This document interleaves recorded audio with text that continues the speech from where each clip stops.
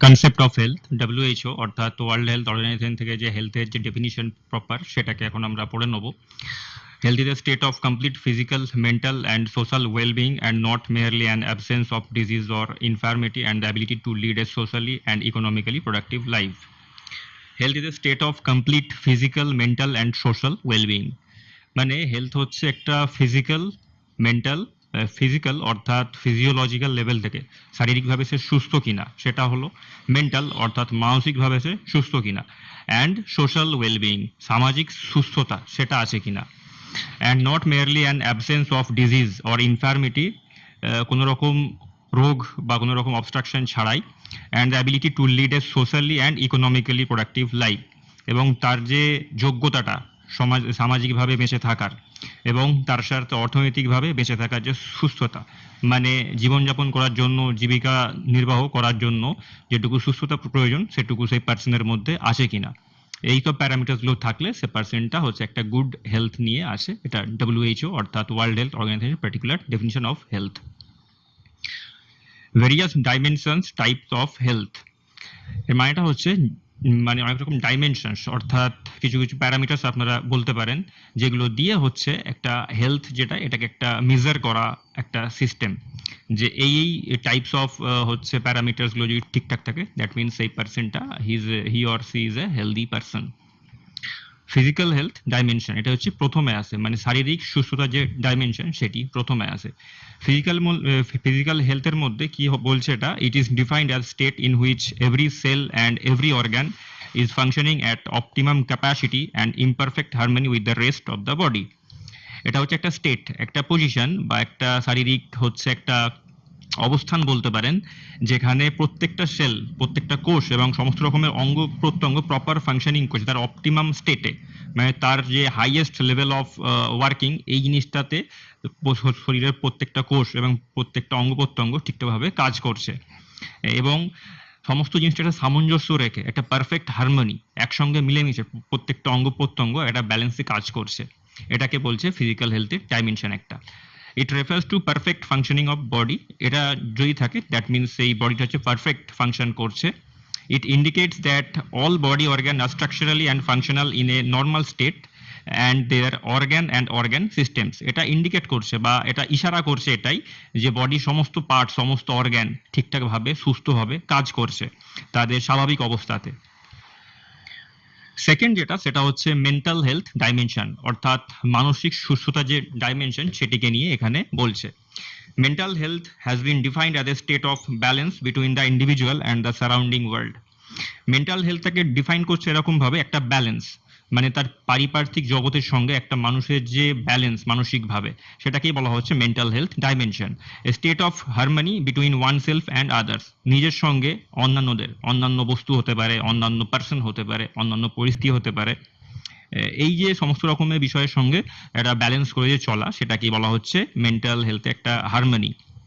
a coexistence between the realities of the self and that of the other people and that of the environment, একটা কোএক্সিস্টেন্সকে feel করা, নিজের সঙ্গে অন্যান্যদের plus বাস্তবতার সঙ্গে একটা মেলবন্ধন করে চলা, তার সাথে হচ্ছে পরিবেশের সঙ্গে একটা খাপ খাইয়ে চলা, সেটাকে নিয়েই বলা হচ্ছে মেন্টাল হেলথ ডাইমেনশন।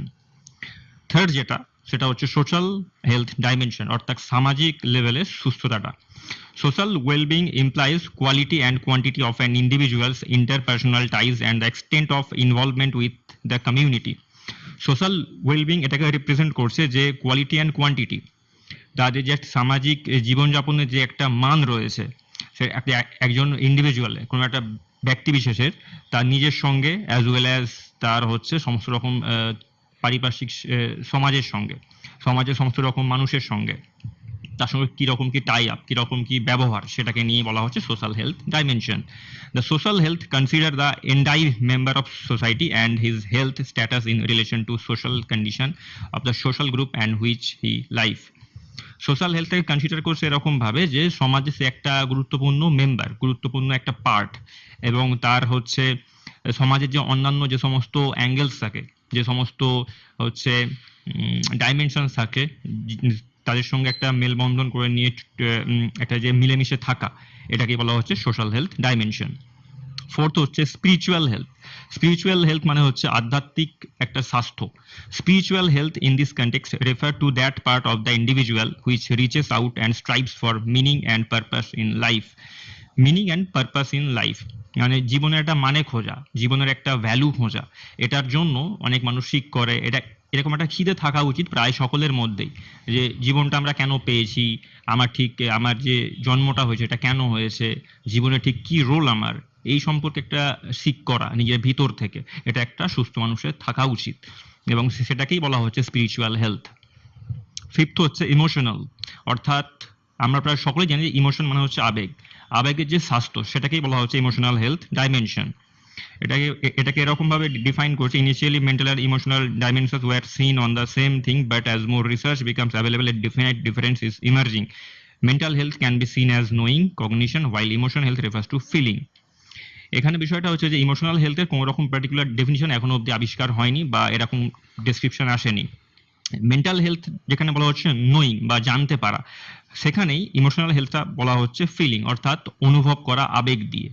এটাকে বলা হচ্ছে ইমোশনাল হেলথ, মানে কোনো কিছু সে আবেগজনিত কোনো বিষয়কে সে আবেগ দিয়ে সেন্স করতে পারছে কিনা, that is known as emotional health.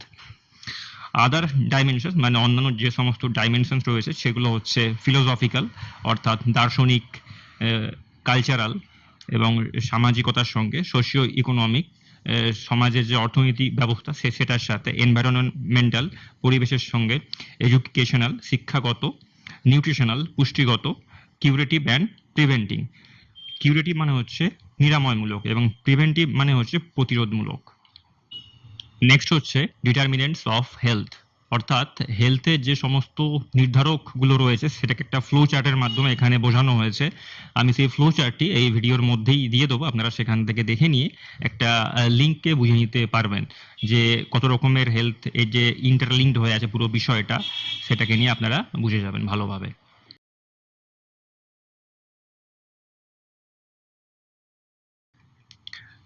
Next হচ্ছে টাইপস অফ ইন্ডিকেটরস। ইন্ডিকেটরস মানে হচ্ছে সূচক, হেলথের কত রকমের সূচক হতে পারে সেটাকে নিয়ে আমরা একটু বুঝে নেব।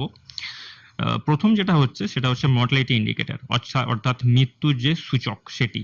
সেকেন্ড হচ্ছে মরবিডিটি ইন্ডিকেটর, এটা হচ্ছে আপনার শরীরের অসুস্থতার যে একটা রেট ইন্ডিকেটর সেটাকে বলা হচ্ছে। ডিসএবিলিটি রেট, শারীরিক অক্ষমতার যে রেট সেটা।